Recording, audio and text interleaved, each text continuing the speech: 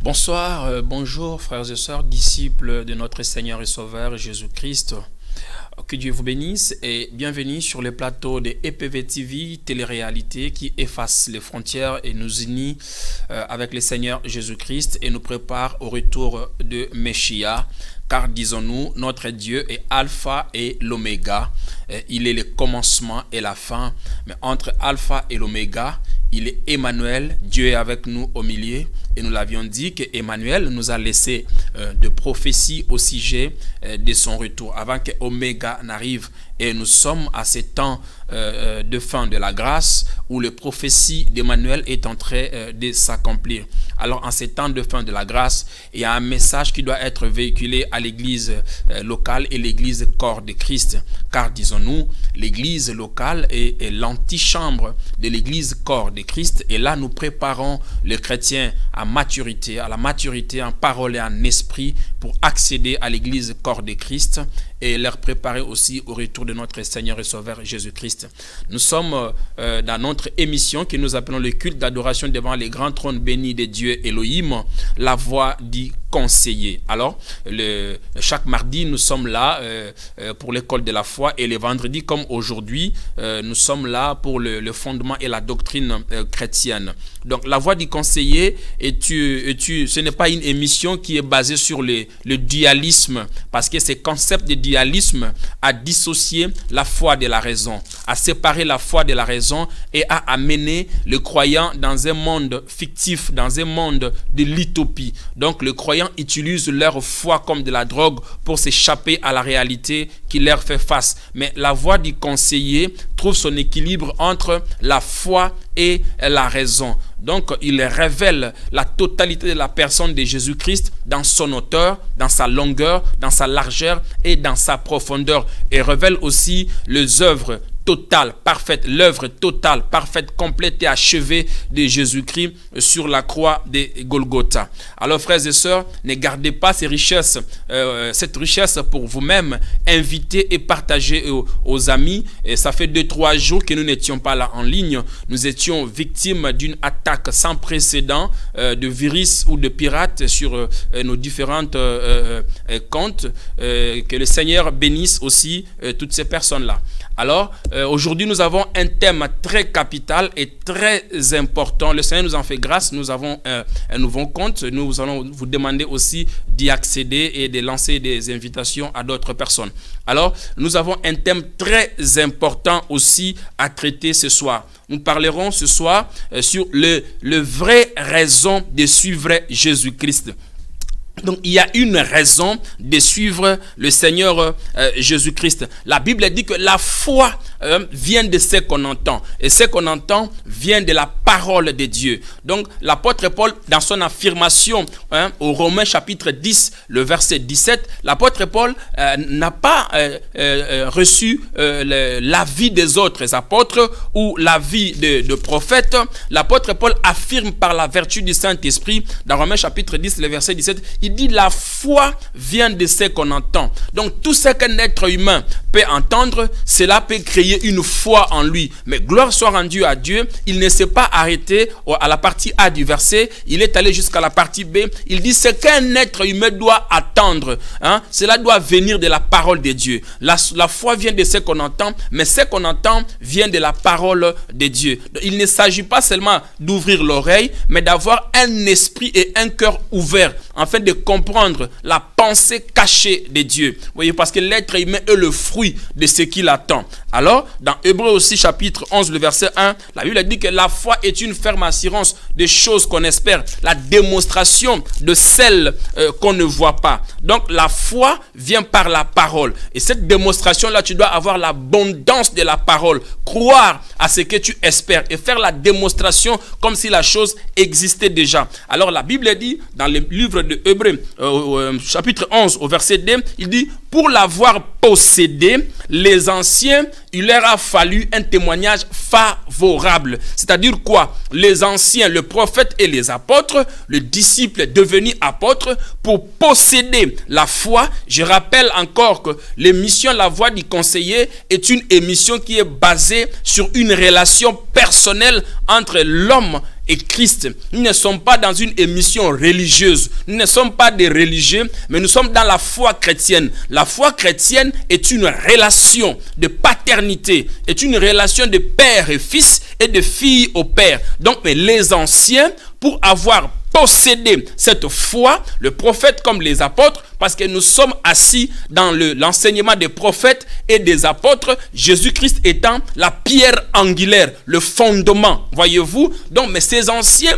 pour avoir possédé cette foi, la Bible dit, il leur a fallu un témoignage favorable. C'est trop fort, voyez-vous. Il leur a fallu un témoignage favorable. Il leur a fallu une preuve favorable pour croire à Jésus-Christ, pour croire, pour avoir la foi. Et la Bible dans Hébreux chapitre 6, le verset, Hébreux chapitre 11, le verset 6, la Bible dit, Or, ceux qui s'approchent de Dieu doivent croire que ce Dieu existe et qu'il est le rémunérateur de ceux qui le cherchent. Donc, sans la foi, il est difficile de lui être agréable. Tu ne peux pas s'approcher à un Dieu sans croire à ce Dieu. Alors que croire veut dire faire totalement confiance à Dieu. Voyez-vous, baser toute sa confiance au Seigneur Jésus-Christ. Alors, parmi les anciens qui ont cru à Dieu, parmi les anciens qui ont fait confiance à Dieu, parmi ces anciens qui ont reçu un témoignage favorable, aujourd'hui, nous faisons appel à un ancien, parmi tous ces anciens-là, les disciples, devenus apôtres après l'effusion de la Pentecôte, devenus membres du corps de Christ dans l'acte 2. Ils étaient des disciples dans les évangiles, mais quand l'église a commencé, dans l'acte 2, quand l'effusion de la Pentecôte est descendue, ils sont devenus membres et corps de Christ. Parmi ces anciens, ce soir, nous faisons appel aux écrits d'un ancien, au témoignage d'un ancien pour nous éclairer au travers de ces thèmes que nous allons développer ce soir sur la raison de suivre Jésus-Christ. Il y a une raison de suivre un Dieu. Il y a une raison d'adorer Dieu. S'il n'y a pas de raison d'adorer le Seigneur, c'est-à-dire que tu adores un Dieu inconnu, un Dieu que tu ne connais pas. Donc nous avons fait appel à l'apôtre Jean qui était disciple pour nous éclairer. Quelle a été lui aussi sa raison de suivre Jésus? Peut-être que son témoignage, son expérience à lui peut aussi nous inspirer. Donc nous sommes dans l'évangile selon l'apôtre Jean. Nous pouvons dire nous sommes dans les témoignages de l'apôtre Jean. Je vous ai dit autrefois que les 4 livres du Nouveau Testament ne sont pas les livres de la Nouvelle Alliance. Nous l'avions dit, c'est le parachèvement de l'Ancienne Alliance. Parce que chaque disciple devenu apôtre relate son témoignage. Voyez-vous? Donc pour avoir possédé, parler de ces Jésus, il a eu un témoignage favorable. Ils ont vécu avec ces dieux-là. Ils ont existé avec ces dieux-là. Ils ont reçu, ils ne parlaient pas seulement ce qu'ils ont entendu, mais ils parlaient ce qu'ils ont vu, ce qu'ils ont senti, ce qu'ils ont touché. Ils ont été avec les Messies. Alors, dans l'évangile, le 4e évangile selon Jean, le témoignage de Jean, j'explique clairement que le témoignage de Jean, c'est-à-dire que non, son témoignage, son vécu avec Jésus-Christ, avant de lui faire confiance, avant de croire en lui, l'expérience qu'il a vécue avec le Seigneur, c'est ce qui est le 4e évangile de livre de Jean. Voyez-vous? Et là, l'apôtre Jean révèle Jésus-Christ comme étant Christ Dieu. Voyez-vous, il affirme Jésus comme étant Christ Dieu, c'est-à-dire un sauveur. Et nous l'avions dit que l'apôtre Jean a basé son témoignage, c'est-à-dire quoi? Son expérience, son évangile, ses écrits, il a basé ça autour de 7 ou 8 miracles. biblique du ministère de Jésus-Christ sur terre. Il a parlé sur la transformation de l'eau en vin dans la noce de Galilée. Il a parlé sur la guérison de l'officier du fils du roi. Il a parlé sur la guérison du paralytique à la piscine de Bethesda. Il a parlé sur la multiplication de pain pour les 5000 hommes. Il a parlé sur la marche de Jésus sur la mer de Galilée, ou la mer de Tibériade, parce que Tibériade était la capitale de Galilée. Nous pouvons dire la mer de Galilée ou la mer de Tibériade. Il a parlé aussi sur la pêche miraculeuse après la résurrection de Jésus-Christ. Il a parlé aussi sur la résurrection de Lazare. Donc, il a basé son témoignage autour de ces 7 ou 8 miracles. Mais aujourd'hui, nous parlerons sur ce thème ici, la raison de suivre Jésus-Christ de Nazareth. Alors, Jésus-Christ est l'accomplissement de tout ce qui a été écrit et dit par les prophètes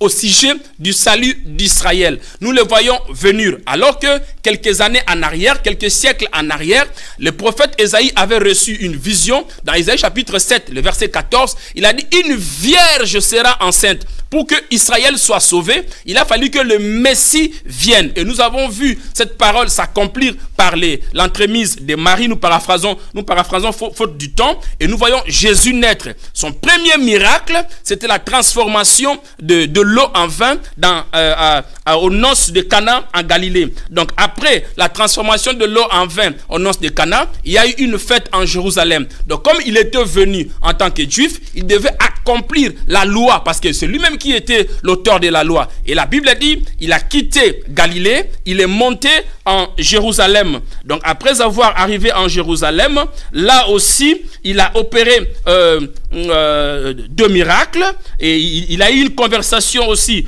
puissante avec Nicodème. Après la conversion de Nicodème, Jésus devrait quitter Jérusalem pour aller en Galilée. Or, entre Jérusalem, il devait quitter Jérusalem pour aller en Judée. Donc, de là, il a quitté Jérusalem, il est allé en Judée. Or, Judée, c'était une ville à prédominance juive. Donc, il y avait beaucoup de tendances de la loi de Moïse. Là aussi, il n'était pas aussi bien reçu. Donc, il devait quitter maintenant la Judée pour aller en Galilée. Nous l'avions dit, entre Judée et Galilée, il y avait une ville au milieu qu'on appelait la Samarie. Et souvenez-vous, là, il a reçu aussi une conversation vive avec la femme samaritaine. Donc, il va quitter la Samarie pour aller en Galilée. Et de Galilée, il quitte Galilée, il retourne encore en Jérusalem. Et en Jérusalem, et Jésus se déplaçait, à chaque fois qu'il y avait des fêtes, il se déplaçait pour accomplir la loi. Donc, quand il retourne encore, cette fois-ci, une seconde fois en Jérusalem, là, il rentre dans le temple,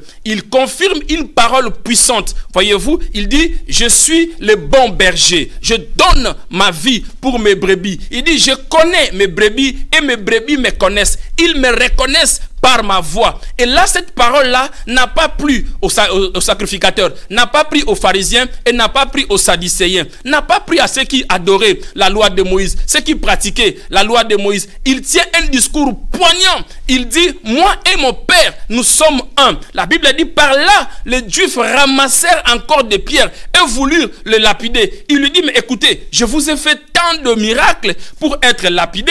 Je vous ai multiplié de pain, je guéris des malades. Il dit non, ce n'est pas pour le miracle que tu as fait que nous voulons te lapider, mais parce que toi qui es un être humain, toi qui es physique, tu te proclames Dieu. C'est à cause de cela que nous voulons te lapider. La Bible dit, il a quitté Jérusalem, il est allé de l'autre côté du Jourdain, c'est-à-dire à Bethabara, là où baptisait Jean-Baptiste. C'est pour quelque part pour rappeler l'alliance avec le Père que l'heure est arrivée. Il faut que j'accomplisse la mission pour laquelle je suis venu. Voyez-vous, là-bas, c'est là où il a été présenté par Jean-Baptiste, de l'autre côté du Jourdain, dans la ville de Bethabara. C'est là où il a été présenté par Jean-Baptiste. Voici l'agneau de Dieu qui ôte le péché du monde. Jean n'a pas dit l'agneau de Dieu qui coupe le péché, mais l'agneau de Dieu qui est venu pour ôter le péché du monde, a commencé par la racine du péché. Et par là, Jésus avait commencé un travail dans une petite ville.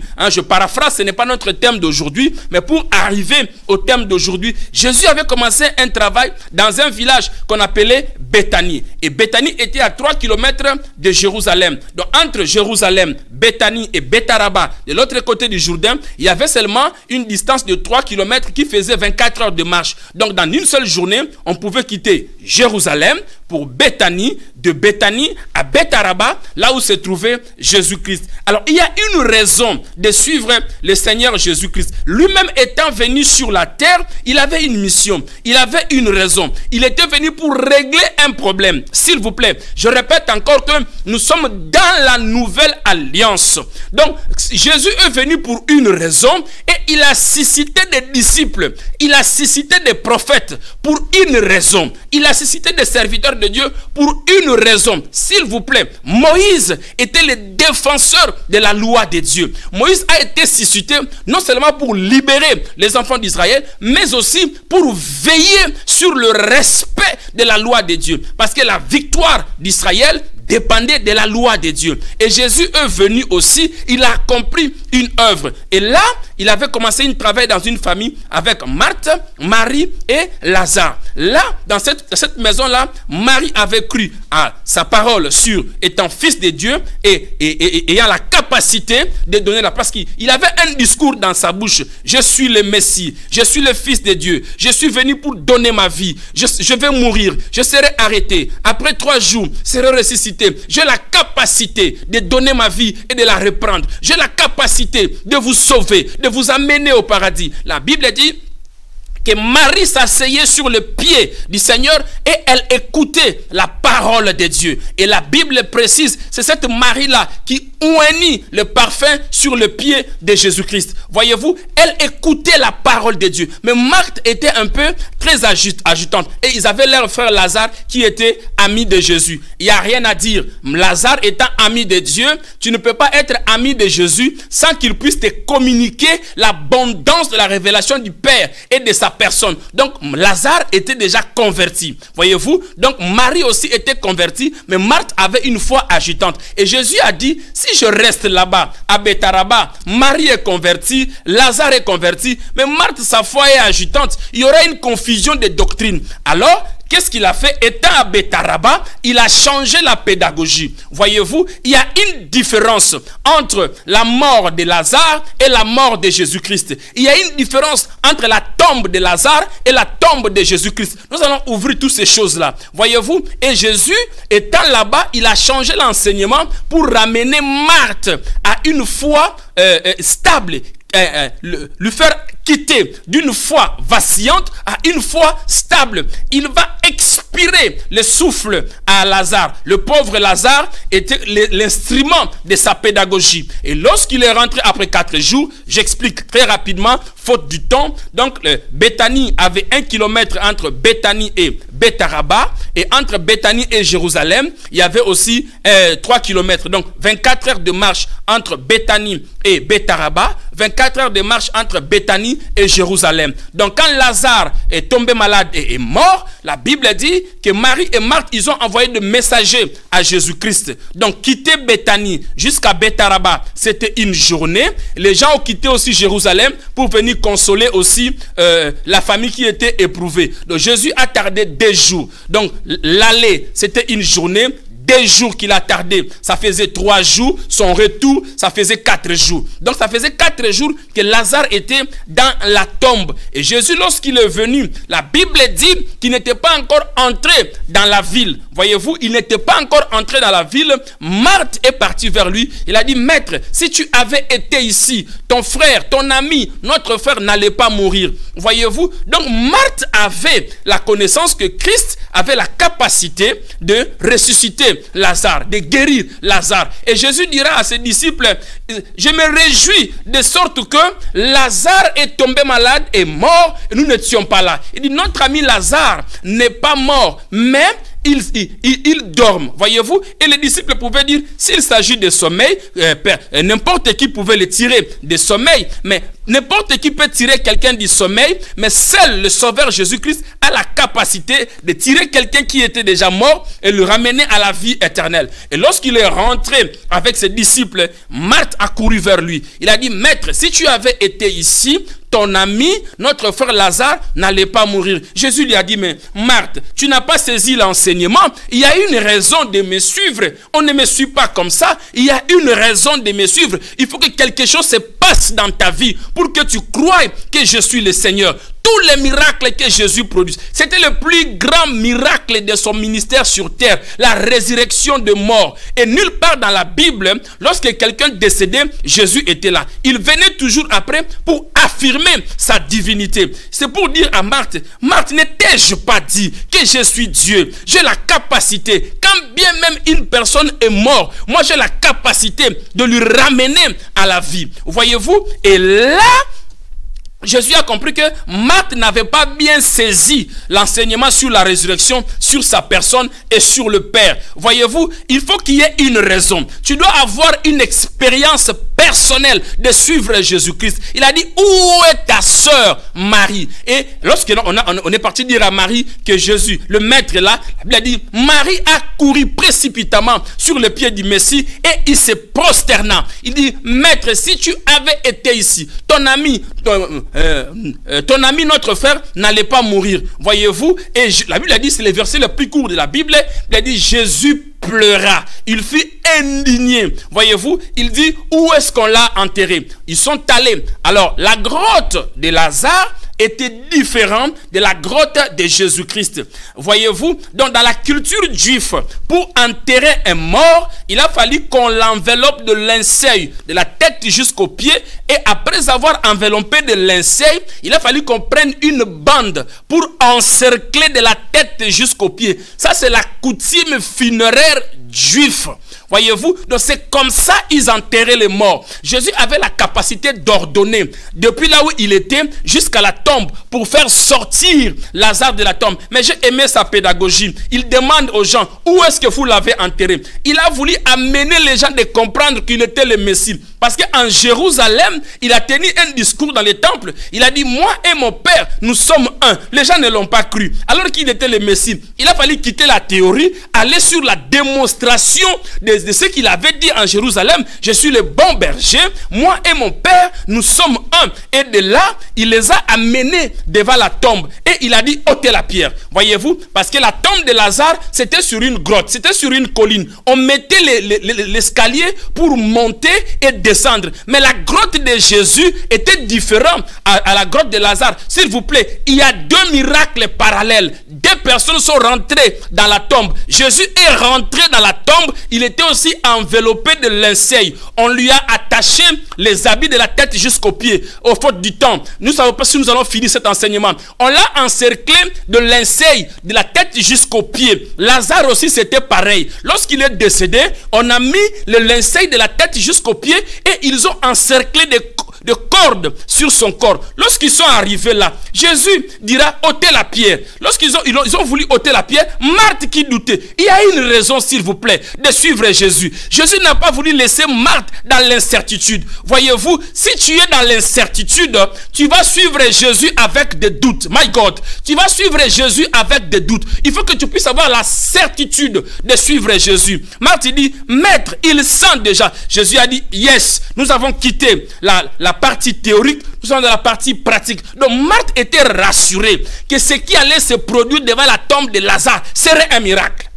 Voyez-vous, serait véritablement un miracle. Il dit, il sent déjà. Alors que c'est lui qui voulait que son frère ne meure pas. Là, j'ouvre aussi une parenthèse. Des fois aussi, Dieu peut t'amener dans une... La Bible a dit, Jésus a dit que notre frère Lazare, c'est lui qui lui est arrivé. Ce ne sont pas des liens. Aujourd'hui, si on avait perdu un frère comme ça, qui priait beaucoup, on allait peut-être dire que non, les démons l'ont bouffé, la famille l'a bouffé. Mais Jésus a dit, cela est arrivé pour que la gloire de Dieu se manifeste. Voyez-vous, dans cette famille. Il faut que la gloire de Dieu se manifeste. Et là, il a créé un scandale. Et Marthe, qui ne croyait pas, qui sa foi était vacillante, il dit, Seigneur, il sent déjà. Chose étonnante. Regardez, j'ai aimé la pédagogie de Jésus. Il a dit, ôtez la pierre. Ils ont mis l'échelle. Ils ont monté. Ils ont ôté la pierre. Une grotte. C'est-à-dire, c'était sur la colline. Voyez-vous? Donc, c'est cette tombe-là, on pouvait les descendre, on pouvait les remonter. La tombe de Lazare, différent de celui de Jésus. Voyez-vous? Ils ont ôté la pierre. C'est eux-mêmes qui devraient ôter la pierre. Et la Bible dit, c'est la première fois que Jésus hausse la voix. Voyez-vous, il a haussé la voix. Cela ne signifie pas qu'on doit prier, crier. Non, parce qu'il y avait un discours qu'il avait tenu dans le temple de Jérusalem. Il dit, moi et mon Père, nous sommes un. Il a fallu que ceux qui étaient autour de lui puissent entendre la partie pratique de sa pédagogie, qu'il parle réellement avec le Père. Parce que lorsqu'il a dit Père, la Bible a dit, il a levé la tête. Et les gens lui ont regardé, levant la tête au ciel. Waouh! Il avait dit que lui et son Père, ils sont un. Le voilà là, pratiquement, en train de parler avec le Père. Parce qu'il est venu pour affirmer qu'il était Dieu dans la dispensation du Fils, le salut qu'entendait Israël. Et là, il leva les yeux, il dit, Père, je sais que moi, tu m'exauces toujours.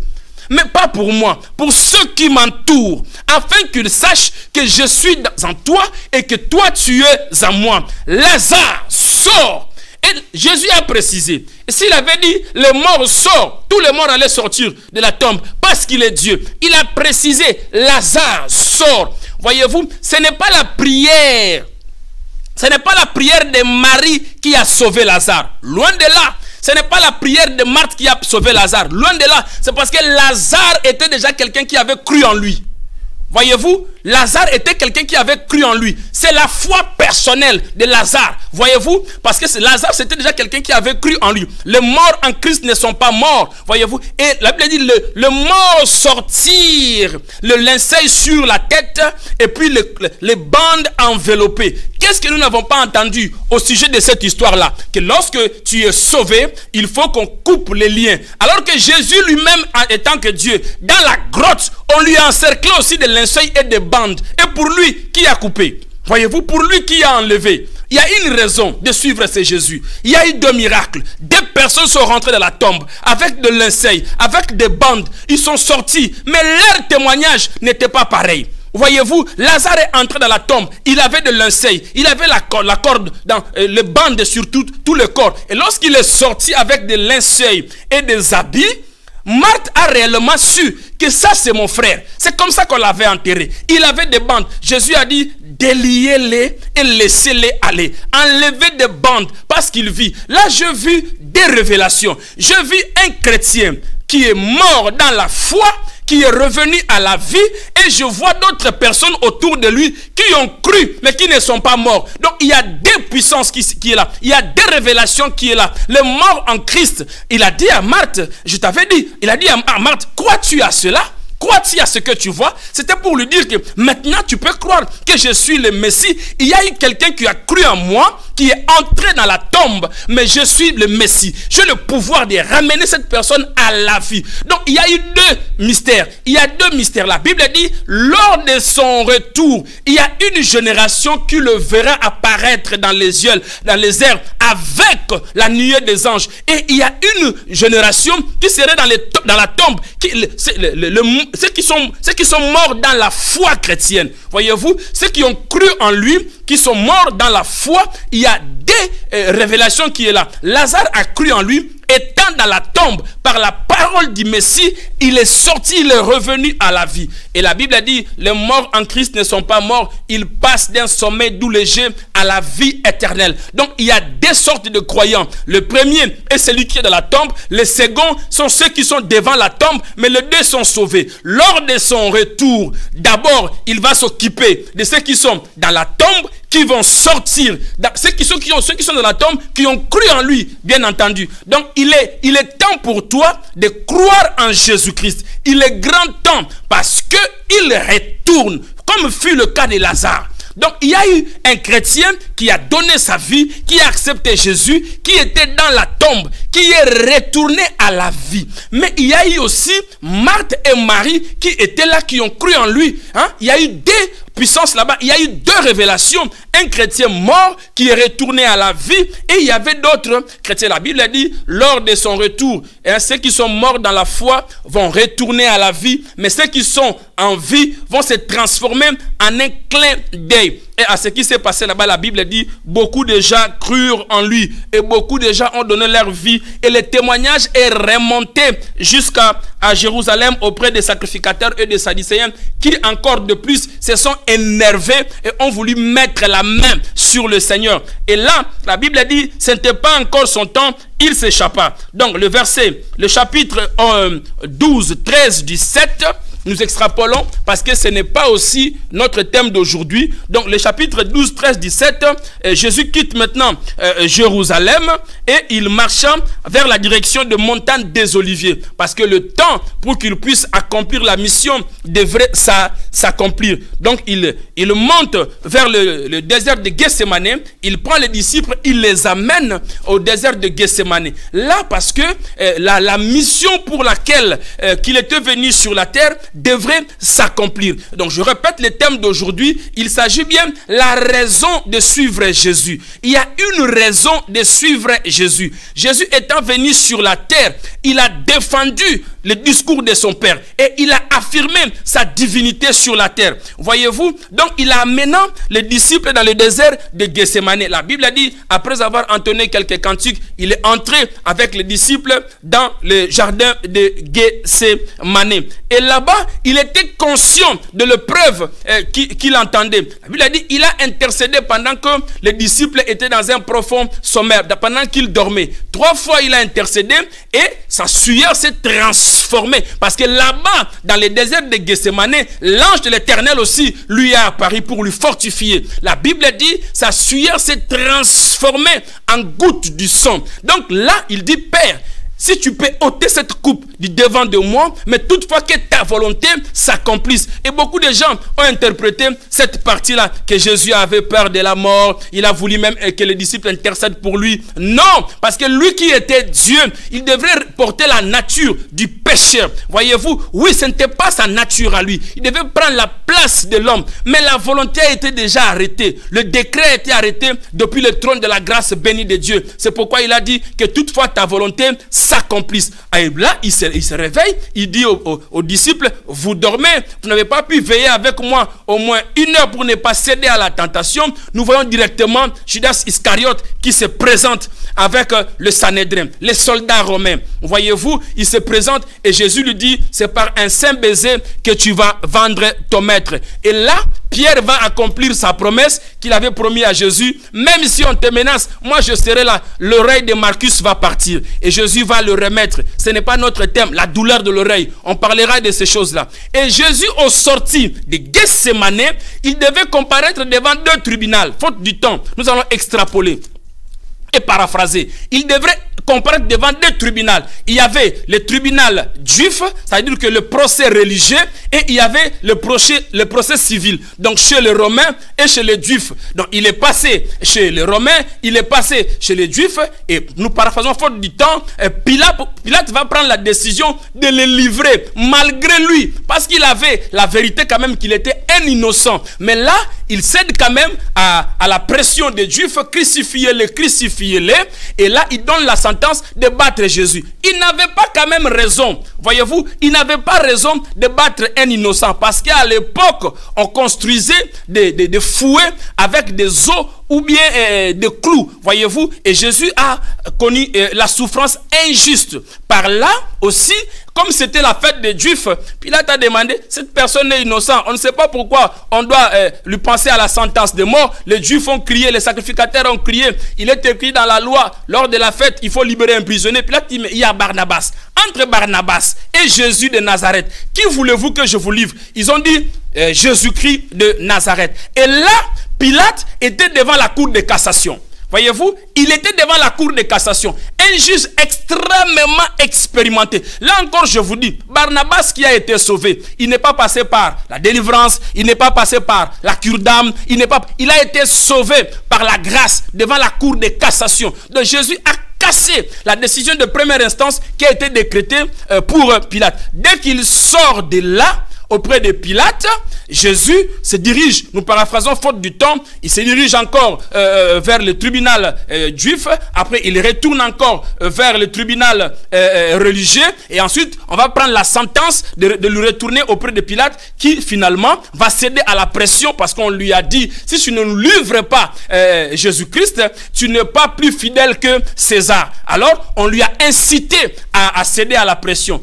Il a cédé à la pression. Là il va ordonner aux soldats de le frapper. Lorsqu'on lui a frappé, les soldats se moquaient de lui. On lui dit un roi, une couronne pour un roi, et on lui a construit une couronne d'épines, s'il vous plaît, et on a enfoncé cette couronne là sur sa tête. Alors que dans Genèse il y avait une déclaration. Dieu a dit à Adam, à cause de toi la terre serait maudite. Le fait qu'on lui a mis la couronne sur la tête signifiait qu'à tous ceux qui croiront en lui ne seront plus sous la malédiction, voyez-vous, d'Adam et Ève. Ils seront détachés de ces liens d'Adam et Ève, et de là il va sortir, on va construire la croix pour lui. Donc la croix c'était un poteau, voyez-vous, destiné au crucifix, à ceux qui commettaient des blasphèmes contre la loi de Moïse, à ceux qui commettaient des crimes graves. Donc il y avait deux sortes de la croix. Il y avait la croix en poteau et il y avait la croix entrecroisée. Donc la taille de la croix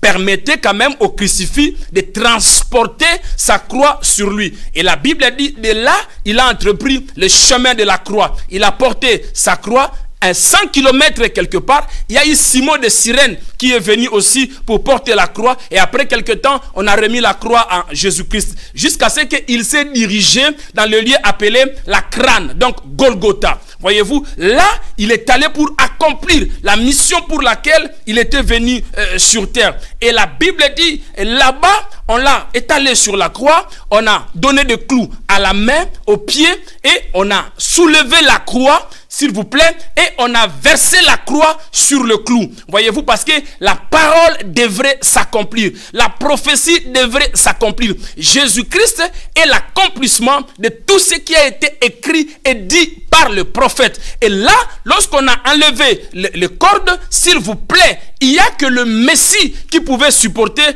une telle douleur. Les psychologues même ont fait des analyses sur le film de Passion de Christ. Normalement, le degré de flagellation, le degré de la souffrance qu'il a connue, normalement, en lui plaçant la couronne des épines sur la tête, Jésus devrait manifester les symptômes d'un fou. Voyez-vous, parce qu'il avait vidé tout son sang. Le nerf de la tête était découpé en morceaux. Tout le sang était vidé. Il devrait normalement manifester les symptômes d'un schizophrène ou bien d'un fou. Mais là, il resta intact. S'il vous plaît, lorsqu'on a soulevé la croix, quelle douleur! Et on a versé la croix dans le clou, en ordonnant qu'on enlève les cordes. Jésus est resté sur la croix. C'est là que nous allons montrer qu'il y a une raison de suivre Jésus.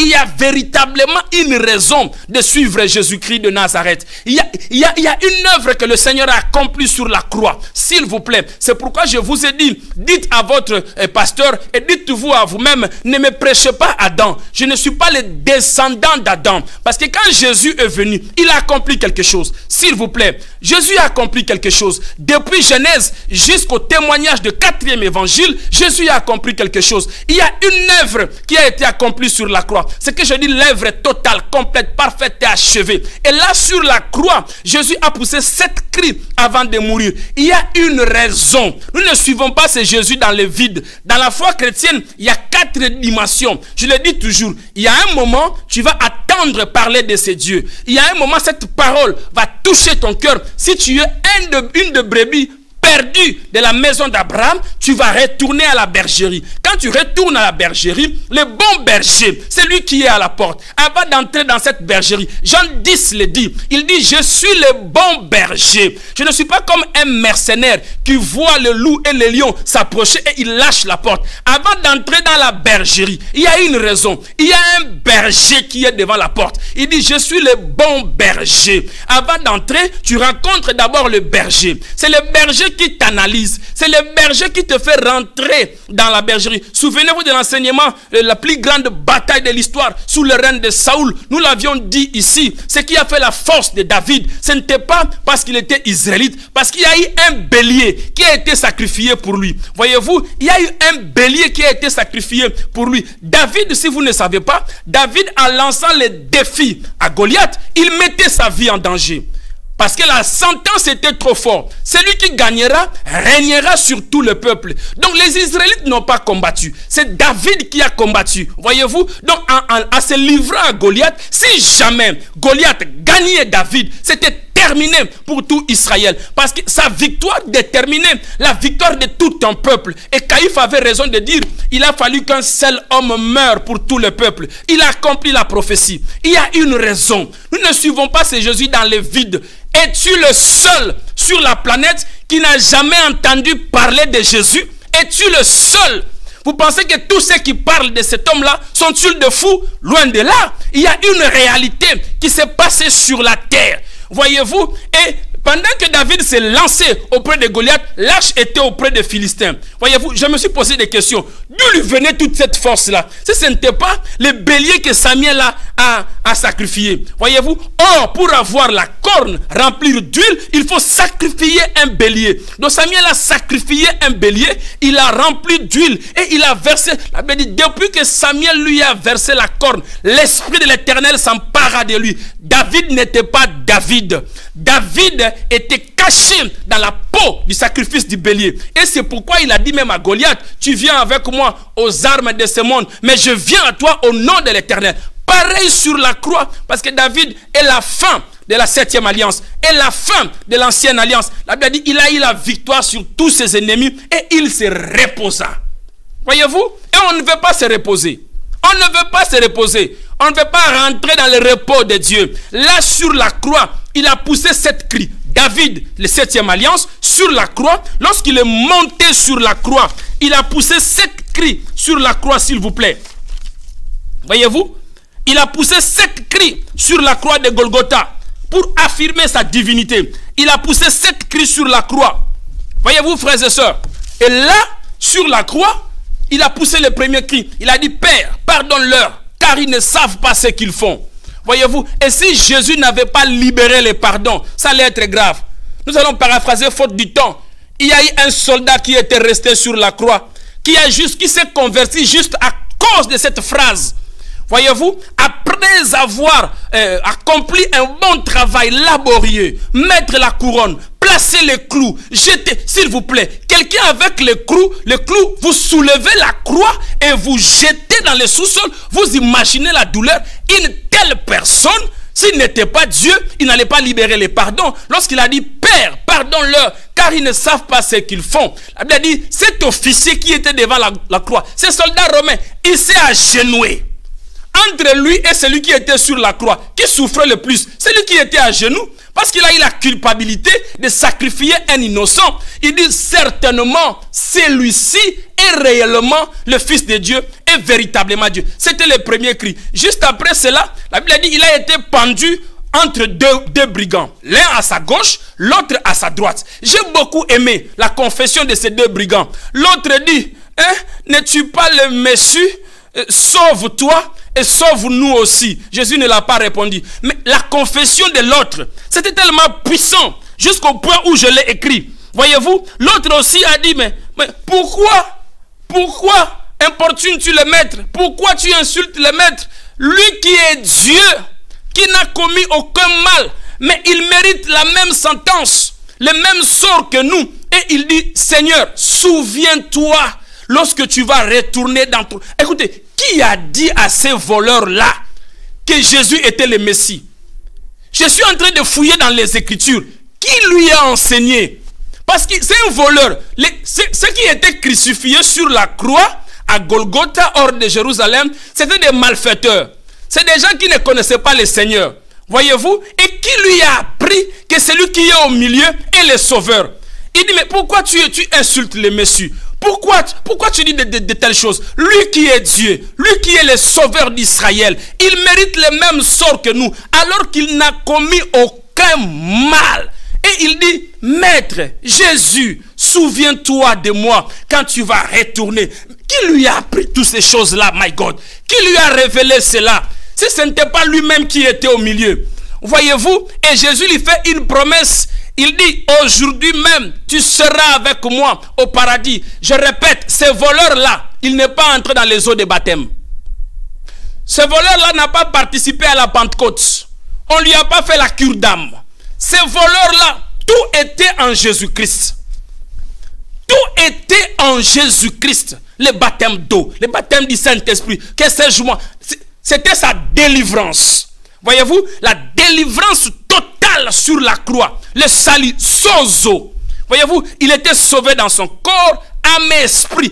Et Jésus lui rassure qu'aujourd'hui même, tu seras avec moi au paradis. C'était le deuxième cri de Jésus. Au troisième cri, la Bible dit, au pied de la croix, il y avait Marie, sa mère, il y avait Marie Salomé, et il y avait Marie, la femme de Cléopas, et il y avait Marie de Magdala, et les disciples que Jésus aimait beaucoup. Ces disciples-là s'appelaient Jean. Voyez-vous? Et regardez, ce qui m'a étonné ici, Jésus n'appelle pas Marie sa mère. Voyez-vous? C'est pourquoi je dis l'œuvre de la croix est une œuvre totale, complète, parfaite et achevée. Voyez-vous? Il n'y a plus rien à faire. C'est une œuvre totale, complète, parfaite et achevée. Jésus n'appelle pas Marie sa mère.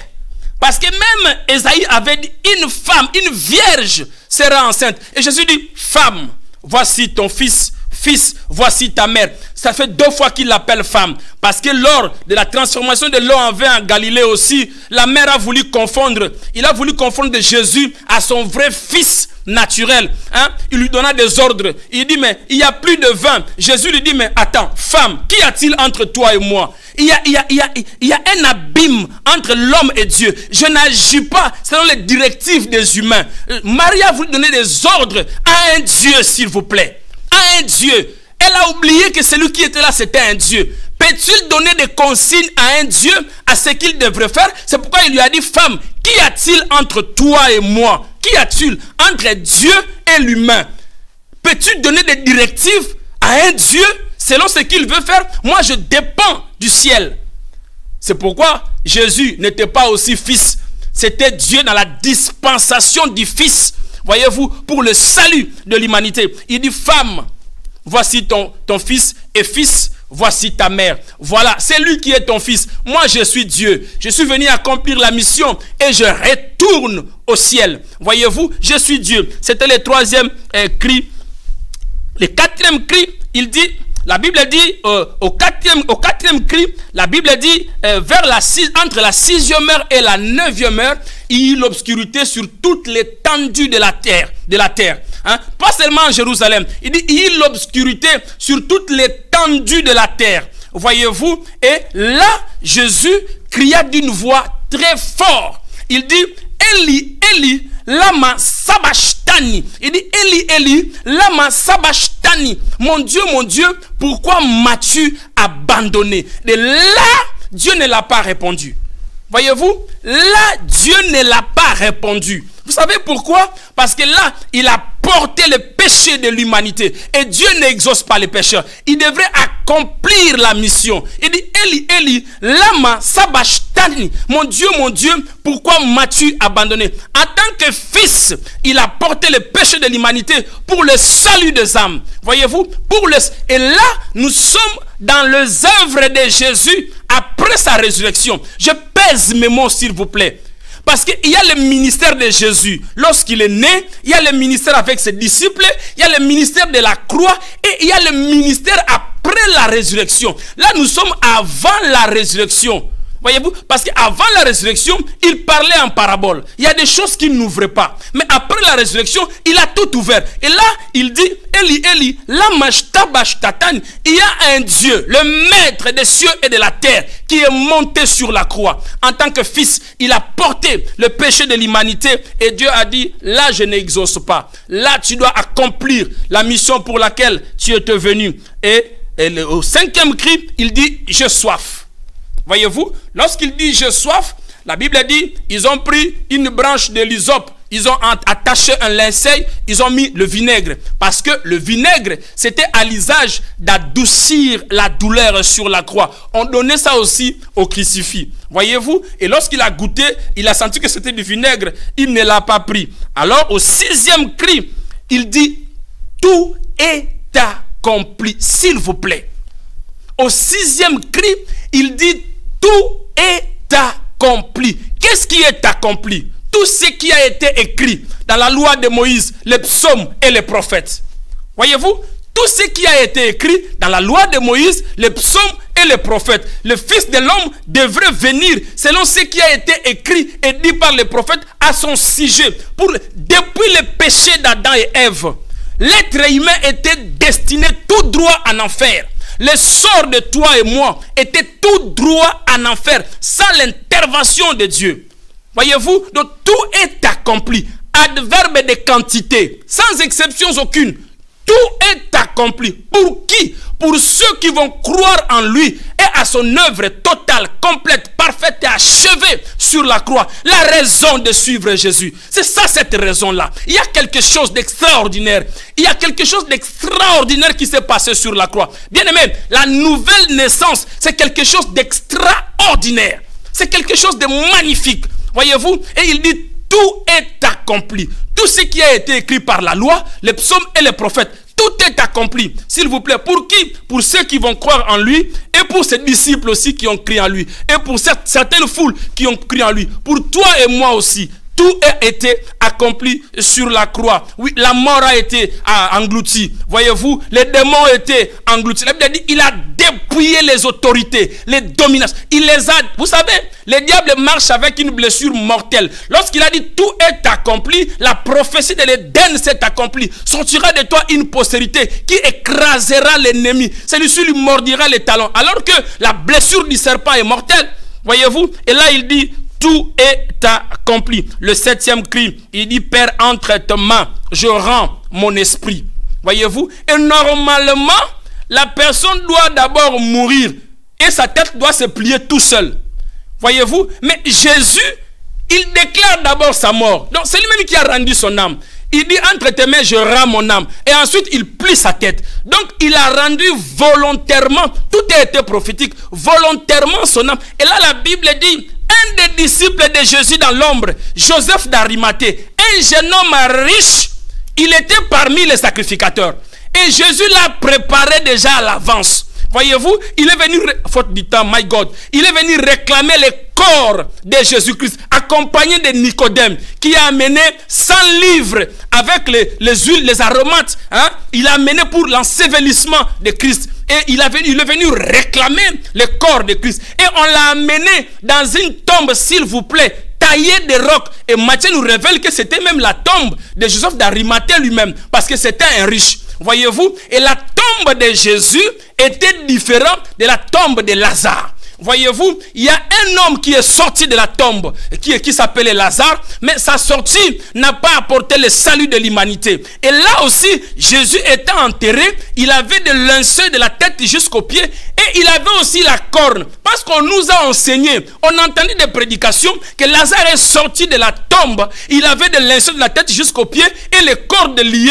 On dit, quand tu es sauvé, tu sors de la tombe, il faut qu'on te délivre, il faut qu'on te délie. Mais là, nous voyons, my God, lui-même Messia, dans la tradition juive, il accomplit la loi. On lui a encerclé de linceul et de bandelettes de la tête jusqu'aux pieds. On l'a enterré. L'habit qu'il est rentré avec dans la tombe n'était pas le même habit. Parce que sa tunique, il avait 5 tuniques. 4 de l'extérieur et une tunique de 100 coutures à l'intérieur. Lorsqu'il montait sur la croix, c'était la loi de Moïse, c'était la loi juive. Les crucifix, ceux qui crucifiaient, les soldats qui étaient destinés de crucifier le Seigneur, ils avaient le plein droit de partager les habits du crucifix. Ils ont partagé en 4 pièces, mais la tunique intérieure, ils ne l'ont pas partagée. C'était couvert du sang. Voyez-vous? Et là, il est entré avec une autre linge et une autre bande. Et quand il est entré dans le premier jour, il était dans la tombe. Je paraphrase faute de temps.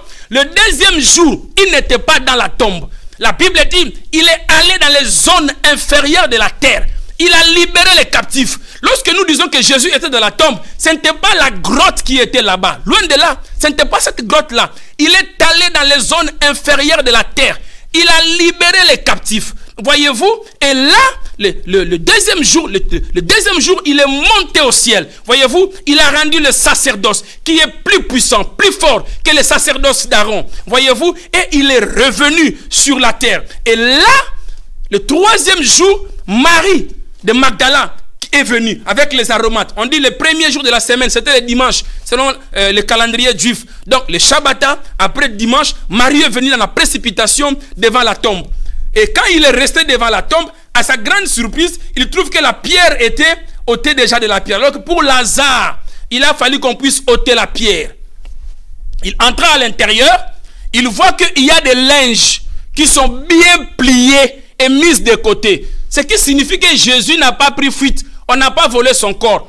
Mais les bandes qu'on l'avait encerclées par terre, mais les linges ont été pliés, mis de côté. La Bible dit qu'il a couru vite pour annoncer. Alors qu'à Gethsémane, les disciples avaient pris fuite. On ne sait pas où se trouvait Pierre. Mais lorsqu'il est parti annoncer, la Bible dit que Jean a couru plus vite. Voyez-vous, par rapport à Pierre. Pierre a pris la nouvelle, il est venu, mais Jean est arrivé, il n'est pas rentré dans la tombe. Quand Pierre est arrivé, il est entré dans la tombe, il a trouvé qu'il y avait de linge plié de côté. Et je me pose des questions. Lorsqu'il a réapparu à Magdala, les deux robes qu'il avait, où est-ce qu'il a trouvé ces robes-là?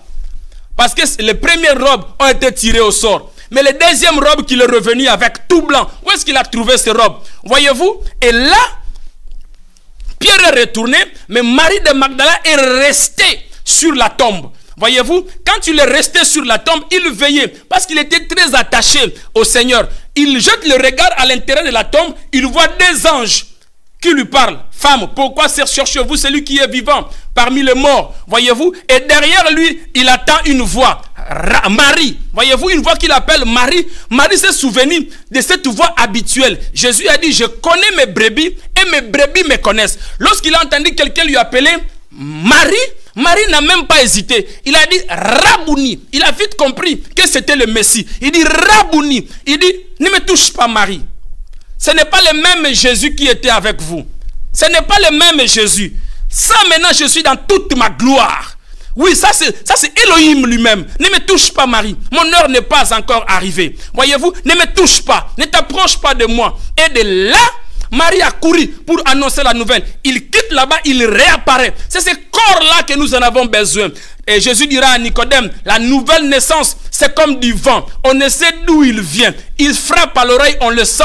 On ne sait où est-ce qu'il va. C'est le corps-là que nous en avons besoin. Voyez-vous, il y a une raison de suivre ce Jésus. Il quitte là-bas, il réapparaît sur le chemin d'Emmaüs. On dit des disciples inconnus. Il les a entendus en train de converser en plein chemin. Il dit, jeune homme, jeunes gens, de quoi conversez-vous? Et là-bas, il les a parlé de Moïse, des psaumes et les prophètes. Faute du temps, on ne pourra pas finir. Donc il lui a parlé, il parlait de Moïse, des psaumes et les prophètes. Arrivé dans la maison, yo vous causez invité. Mais tu es le premier à sauter sur le repas de la maison. Toi tu es un invité. Il prend le repas, il rend grâce, il leur donne le repas. La Bible dit, lorsqu'ils mangèrent le pain, les écailles tombèrent de leurs yeux. Voyez-vous, les écailles tombèrent. Ils reconnaissent qu'il était le Messie. Pouf, il disparaît. Il réapparaît aux apôtres. La chambre hermétiquement fermée. Là nous sommes dans son ministère après la résurrection. Il dit shalom. Que la paix soit avec vous. Écoutez les discours. Il y a une raison de suivre Jésus. Il dit shalom. Que la paix soit avec vous. Pourquoi vous êtes troublés? Je suis déjà ressuscité. Frères et sœurs, shalom. Que la paix soit avec vous. Pourquoi vous êtes troublés? Que votre cœur ne se trouble point. L'apôtre Paul dira dans Philippiens, hein, ne vous inquiétez de rien. Ne vous inquiétez de rien. Il y a une œuvre qui a été accomplie sur la croix. En toutes choses, faites connaître vos besoins et vos désirs avec des soupirs inexprimables, avec d'actions de grâce. Merci pour l'œuvre de la croix. Voyez-vous, il dit shalom, que la paix soit avec vous. Hein? Pourquoi que votre cœur ne se trouble point? Pourquoi vous vous troublez? Approchez-vous, regardez bien. C'est bien moi Jésus. Hein? L'esprit n'a ni chair ni corps. Approchez, Touchez bien mes traces, s'il vous plaît. Nous adorons un Dieu qui a des signes. Il y a un Dieu qui a accompli quelque chose. Là-bas sur le trône de la grâce, il est assis à la droite de Dieu le Père. Lorsqu'un juste est accusé injustement, la Bible dit il présente les traces de la couronne des épines, les traces de ses mains, les traces de ses côtés, les traces de ses pieds. S'il vous plaît, que l'œuvre a été totale, complète, parfaite et achevée. Faute du temps, s'il vous plaît. Il dit, mais souvenez-vous de ce que je vous ai dit quand j'étais encore avec vous à Galilée, que je devais mourir, je devrais être ressuscité. C'est bien moi, je suis ressuscité.